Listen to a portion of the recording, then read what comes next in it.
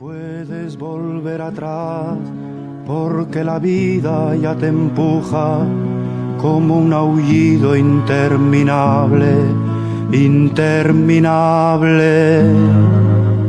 Te sentirás acorralada, te sentirás perdida o sola, tal vez querrás no haber nacido, no haber nacido. Pero tú siempre acuérdate de lo que un día yo escribí, pensando en ti, como ahora pienso. Buenos días, Enrique. Gusto encontrarte acá. Estamos queriendo conocer un poco tu experiencia, ya que estuviste o has estado en 6 capítulos generales. Entonces, ¿nos podrías decir si percibes alguna suerte de evolución o recorrido que la congregación haya ido realizando? Sí, seguramente hay que reconocer que a lo largo de estos 6 capítulos generales yo he visto una evolución, ¿no? Recuerdo que mi primer capítulo general fue en el Escorial en 1988. No, 1800 es demasiado. La verdad es que uno sea viejo. Era el capítulo en que aprobamos las constituciones que están actualmente en vigor, con los pequeños arreglos que se han ido haciendo, ¿no? Entonces la congregación, desde un punto de vista, diríamos, numérico, era mucho más grande. Por otra parte, también las provincias tenían un peso mayor. Entonces, eso se notaba muy claramente en el capítulo general. Fue un capítulo, además, en el que hubo una cierta tensión normal, ¿no? Porque lo que nos estábamos dando era un nuevo marco jurídico, un nuevo marco de animación y de organización, ¿no? Entonces se notaban, ¿no?, las diferencias de una forma un poco más clara, que a lo largo de todos estos 6 capítulos yo he ido viendo que se han ido atenuando. Curiosamente, a pesar de que la extensión geográfica siga siendo la misma o incluso mayor, porque en el capítulo general se hacen presente las culturas que anteriormente no se hacían presente, como podía ser la cultura africana y la cultura asiática, si se puede hablar de eso, es decir, que habría que hablar de las culturas africanas y asiáticas. Y a pesar de eso, sin embargo, vas viendo digamos, una relación como menos tensa, más en que la diferencia yo creo que se vive de una forma más acogedora. La diferencia se acoge mejor, yo creo, ¿no? Y no produce tanto enfrentamiento como más bien, diríamos, pues una escucha, una capacidad también de integración, ¿no? O sea, en ese sentido yo creo que la evolución de estos años, de estos capítulos que yo he vivido, me hablan más bien de que se han acentuado las diferencias, curiosamente, ¿no? Y sin embargo se ha subrayado más la integración de esas diferencias, ¿no?, en el ambiente y en la comunicación y en la comunión congregacional. ¿Qué peculiaridad encuentras tú en el capítulo que estamos viendo hoy? La particularidad de este capítulo es que yo creo que ha venido marcado desde el primer día. Es decir, ha venido marcado sobre todo desde ese día de retiro que nos anima, nos orienta David Glenday, ¿no? Creo que él nos ha invitado a vivir el capítulo no solamente con la oración, sino en la oración y desde la oración. O sea que vivir una especie de ejercicio de espiritualidad congregacional para poder comunicar a nuestros hermanos no tanto unas decisiones, unas orientaciones que han sido tomadas por el capítulo, sino unas decisiones y unas orientaciones que han surgido en la oración del capítulo. Creo que esto ha marcado, por lo menos, la primera parte del capítulo. Vamos a empezar ahora, estamos empezando ahora la segunda parte, ¿no? Y claro, ahí tenemos un gran desafío, es decir, que realmente se dé esa conexión entre lo escuchado, que David animó mucho a que fuera escuchado en la oración, es decir, que fuera un ejercicio oracional, y lo que vamos a comunicar a la congregación, que David también nos ha pedido que sea en esa línea de encuentro con el Señor, como los discípulos de Maús, que van a comunicar a la gran comunidad de Jerusalén lo que en la pequeña comunidad diríamos, de Emaús han encontrado los discípulos, ¿no? Al encontrarse con Jesús, al partir el pan, ¿no? Eso va a ser un desafío para el capítulo. En definitiva, yo lo que veo como propio de este capítulo es que está siendo un cierto ejercicio de espiritualidad congregacional que queremos vivir en el capítulo y comunicar a la congregación, en la línea de lo que ha marcado el eslogan de nuestro capítulo, ¿no?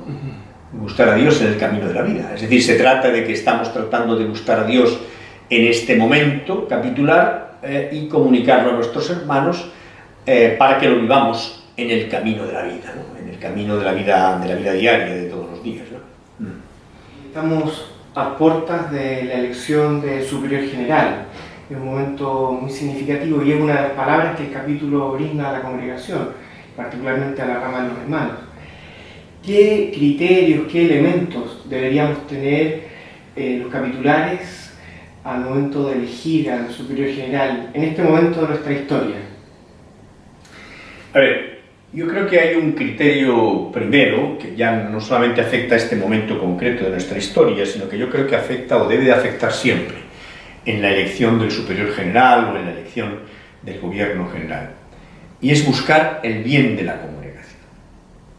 Y hacerlo con buen espíritu. Como nos decía el otro día el Papa Francisco, ¿no? En el documento que nos brindó Glendan, nos brindaba para nuestra reflexión, se trata de vivir este momento con buen espíritu.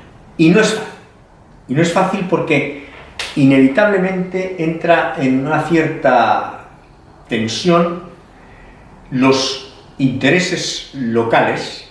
Entiéndame, que se me entienda esta expresión, intereses locales, los intereses de la provincia, los intereses de las comunidades locales y el bien de la congregación.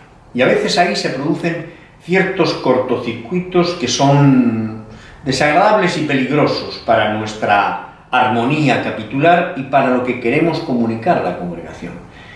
El capítulo general tiene que buscar, sobre todo en las elecciones, como en cualquier palabra que comunique a la congregación, el bien de la congregación. Y eso significa sopesar bien las cosas. A veces hay que hacer sacrificios, y sacrificios grandes. ¿Por qué? Porque sabemos todos que, por ejemplo, si el superior general es un hermano de una provincia en la que ese hermano está haciendo un servicio muy importante a la provincia, nos va a costar desprendernos de él, sobre todo diríamos a los hermanos que proceden de esa provincia. Y sin embargo hay que sopesar bien el bien de la congregación. Y si eso es para el bien de la congregación, hay que apoyarlo, incluso aunque nos duela, incluso aunque nos cueste, ¿no? Hoy en la homilía Christian Barrié nos hablaba, ¿verdad?, de la fiesta de la cruz. Nos hablaba de esa cruz que tenemos que asumir en nuestras vidas, como nos invitaba el buen padre en su homilía sobre los hijos de la cruz, ¿no? Esas cruces se hacen presentes en nuestros capítulos y hay que vivirlas con la misma entusiasmo y la misma dedicación que estamos viviendo otros aspectos del capítulo. Entonces, en ese sentido, a mí me parece que ese es el criterio fundamental. Luego es verdad que ya surgen cuestiones más particulares de este momento que está viviendo la congregación. Por ejemplo, hoy en día, y yo lo he dicho en alguna de mis intervenciones en el capítulo, hoy en día la congregación pues seguramente necesite un liderazgo más fuerte porque en muchos lugares de la congregación se encuentra más debilitada, ¿no? Y entonces necesita un liderazgo que apoye más, que sostenga más, que incluso que guíe y oriente más. Hay que reconocer que el liderazgo de nuestra congregación se ha visto afectado también por la reducción numérica, por el crecimiento en edad, por los problemas de salud que se producen, ¿no?, en esa pirámide biológica, ¿no?, de la congregación, y por tanto entonces pues a veces el liderazgo general va a tener que apoyar y fortalecer más las carencias y las limitaciones que se dan, ¿no?, en nuestras comunidades locales, en nuestras comunidades provinciales. También, por supuesto, habiéndose acentuado, a pesar de todo, las diferencias dentro de la congregación, ¿no?, por lo que he dicho antes sobre las culturas, etc., tiene que ser personas que estén abiertas a esa diferencia, que tengan también una cierta facilidad de conectar con las diferencias, incluso pues haciendo un ejercicio y un esfuerzo, por ejemplo, de aprendizaje de idiomas, de de atención, ¿no?, a los mundos en los que nos movemos como congregación, ¿no? Eso me parece que es claro, ¿no?, que habría que... Pero para mí me parece sobre todo lo más importante ese criterio que yo creo que es común a todo capítulo general y no solamente a este presente. Tiene la experiencia de haber sido superior general. Parece que eres el único superior general que luego ha participado en capítulos generales. Y nos gustaría escuchar, bueno, ¿qué recuerdas de ese periodo como en el ejercicio de la autoridad? ¿Qué destacarías de ese tiempo? Bueno, desde un punto de vista personal, yo creo que ha sido un tiempo para mí verdaderamente de privilegio, ¿no? Es decir, yo siempre agradeceré a Dios haber sido superior general de la congregación. Y esto puede a lo mejor resultar un tanto, no sé, original, porque en general solemos decir, bueno, la carga, hablar del esfuerzo, hablar del sufrimiento que muchas veces uno tiene que cargar con él en el ejercicio, en el servicio de la autoridad. Pero es verdad, juntamente con eso hay que decir que es una situación privilegiada, la del superior general, que conecta con todo el conjunto de la congregación en los diversos lugares, en los diversos espacios y tiempos en los que se desarrolla la congregación. Entonces, eso me ha dado a mí también una relación personal con la congregación muy estrecha, ¿no? Muy estrecha y muy honda, ¿no?, y muy profunda. Desde un punto de vista, digamos, más amplio y más general, que no solamente afecta a mi persona, yo diría que ese tiempo estuvo muy marcado por dos cosas diferentes. Yo empecé el servicio después de un capítulo que nos había hablado de construir digamos, comunidades misioneras por un mundo sin fronteras. Nos estaba hablando sobre todo de la apertura de la congregación a nuevas zonas, a nuevas áreas geográficas como era África y Asia, desde el punto de vista de la implantación de la congregación, ¿no? Por tanto, ese fue un aspecto que estuvo muy presente en los 12 años de mi servicio como superior general. Es decir, el que la congregación se había implantado en dos continentes, África y Asia. Cuando digo implantado no quiere decir que hubiera estado presente, sino que realmente empezó a haber hermanos africanos y hermanos asiáticos que formaban parte de nuestra comunión internacional, ¿no? Y eso yo creo que marcó mucho ese periodo. Otro aspecto que a lo mejor fue menos exultante y menos animador fue el que en mi periodo estuvo marcado por el tema de la reestructuración. Que este fue sin pretender ser un tema bandera, sin embargo se convirtió en un trabajo, yo diría en muchos momentos incómodo y desagradable del gobierno general, porque el capítulo general del 94 había abierto la puerta a la reestructuración de la congregación y nos había encargado al gobierno general que lo lleváramos adelante, ¿no? Fue un trabajo largo, muy, yo diría pesado, sobre todo porque muchas veces se confundían las cosas y la gente lo vivía de una forma muy tensa y muy incómoda. Por tanto, fue, digamos, la cruz de ese periodo.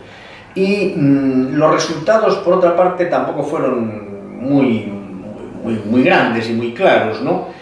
Yo diría que casi ha sido el gobierno general actual, que ha hablado menos de reestructuración, el que más frutos ha dado en términos de reestructuración. Tal vez ese habría debido de ser nuestro camino, es decir, no enzarzarnos tanto en el tema de la reestructuración y llevarlo a la práctica de una forma más sencilla y más tranquila. Nosotros tal vez lo convertimos más en un tema de congregación que en una práctica de ejercicio de gobierno. Y creo que eso fue un poco el error del capítulo general del 94 o del ejercicio de gobierno que a partir del capítulo general del 94 llevamos adelante, ¿no? Entonces, esos dos aspectos, por una parte el ensanchar los horizontes de nuestra comunión internacional y por otra parte el vernos un poco envueltos en esa necesidad de reestructurar, pero que por convertirlo más en un tema que en un ejercicio de gobierno, pues nos complicó un tanto la vida, ¿no? Ahora eres maestro de novicios. Y me gustaría saber qué novedad ha traído eso a tu vida hoy y también qué aspecto de nuestro carisma congregacional puede ser más inspirador hoy día para alguien que quiere seguir a Jesús o que quiere consagrarse. A ver, por una parte, lo que me ha podido a mí suponer este nuevo servicio dentro de la congregación Es verdad que yo en algún momento de mi vida he sido formador, nunca había sido maestro de novicios. Es una cierta novedad. Si no había sido nunca maestro de novicios, pues es una cierta novedad. Pero está un poco en continuidad con esos otros periodos en los que he sido formador. Por otra parte, diríamos también, mi vinculación a la congregación de la que he hablado antes me facilita mucho las cosas, ¿no? en el ejercicio de este nuevo servicio de maestro de novicios. Yo sobre todo trato de acompañar la acción de Dios en los novicios, ¿no? Y en el discernimiento que ellos tienen que hacer y que yo lo apoyo, ¿no? Entonces, en ese sentido, es un trabajo hermoso, es bonito, por otra parte tampoco es muy fatigoso, es decir, que lo que sobre todo pide es estar muy atento a los novicios y ayudarles a que sean ellos sobre todo los protagonistas de este periodo, bueno, como en general, a lo largo de toda la formación. Bien, ya digo, yo creo que mi experiencia congregacional me ayuda mucho en este servicio, y en lo que tú dices de que puede ser más atractivo, ¿no?, para unos jóvenes que llegan a nuestra congregación en este momento, de nuestro carisma, de nuestra espiritualidad. Yo creo que una de las cosas que se viene dando desde hace tiempo en la juventud que se acerca a nosotros es el aspecto comunitario, es decir, la valoración que se va dando de lo comunitario en nuestras vidas, ¿no? Yo recuerdo en el Congreso Internacional de la Vida Religiosa que tuvimos aquí en Roma en el año 2004, ya entonces hubo presencia de jóvenes que venían, digamos, a hablarnos a los congresistas, sobre todo, ¿no?, desde su situación de juventud religiosa, por decirlo así, ¿no? Y se subrayaba mucho este aspecto, es decir, la valoración de lo comunitario, que puede ser una especie como de un poco paradójico, teniendo en cuenta que nuestra cultura es la cultura global, esta cultura que se ha ido imponiendo a través de la globalización de la economía y de los medios, digamos, es más bien una cultura individualista, una cultura un poco volcada sobre el yo, ¿no?, sobre el individuo. Y sin embargo, es verdad que, claro, precisamente a lo mejor por eso mismo haya una cierta ansiedad de comunidad, de comunión. Por otra parte, también ese aspecto que hemos tocado incluso aquí también en el capítulo general, diríamos, un poco de profundizar en la interioridad personal, ¿no?, pues también, diríamos, yo creo que puede llegar a la gente, ¿no? Asimismo, el servicio a los márgenes, ¿no?, el encontrarse especialmente con la gente que sufre, con la gente que se encuentra, diríamos, en situaciones de mucha fragilidad, de mucha limitación. Mi experiencia, por ejemplo, en este noviciado es que, bueno, una de las cosas que más les llena es el voluntariado que están realizando en los proyectos de Cáritas que tenemos en Salamanca y con los que estamos vinculados, la congregación. Por una parte, las hermanas en la casa Padre Damián y los hermanos en la casa Samuel. Uno es para, diríamos, la gente que está sin techo, la gente de la calle, que viene, diríamos, a integrarse un poco más de nuevo en la sociedad a través del proyecto Padre Damián, y por otra parte la Casa Samuel, que acoge a los enfermos de SIDA que no tienen ya mucha solución y que no pueden, digamos, mantenerse por sí mismos, ¿no? Entonces, ese encuentro con esos márgenes a los novicios pues les está llegando. Eso indica que también, sí, son aspectos que dentro de, digamos, de lo que puede ser atractivo para la juventud hoy en día, el contacto con lo que dice Francisco, la carne sufriente del cuerpo de Cristo, pues está llegando, ¿no? A mí me parece que es así. Por último, ¿qué te gustaría decirle a los hermanos, a las hermanas y también a los laicos Sagrados Corazones hoy día? Bromeamos diciendo que podía resumir simplemente diciendo que sean buenos si pueden, ¿no?, que era el consejo de Felipe de Neri, ¿no?, San Felipe de Neri. Bueno, y es verdad, o sea, seguramente sea eso, es decir, yo creo que el capítulo general puede ser una posibilidad de ser buenos a nuestro estilo, es decir, de ser buenos al estilo Sagrados Corazones y de animar a hermanos, hermanas, laicos, Sagrados Corazones a vivir desde ese regalo que hemos recibido en la vocación Sagrados Corazones al servicio de la Iglesia, recordando siempre lo que nos decía el buen Padre, ser útiles a la Iglesia. Nosotros le hemos añadido en algunas frases de la cita del buen padre, ser útiles a la Iglesia y al mundo, claro está, ¿no? Pero es eso, porque finalmente esto es a lo que hemos sido llamados, ¿no? A ser útiles y a servir a la gente, especialmente a los que más lo necesitan. Bueno, muchas gracias, te agradecemos y seguimos en camino. Vale, pues gracias a vosotros por haber contado conmigo. Un hombre solo, una mujer, así tomados de uno en uno, son como polvo, no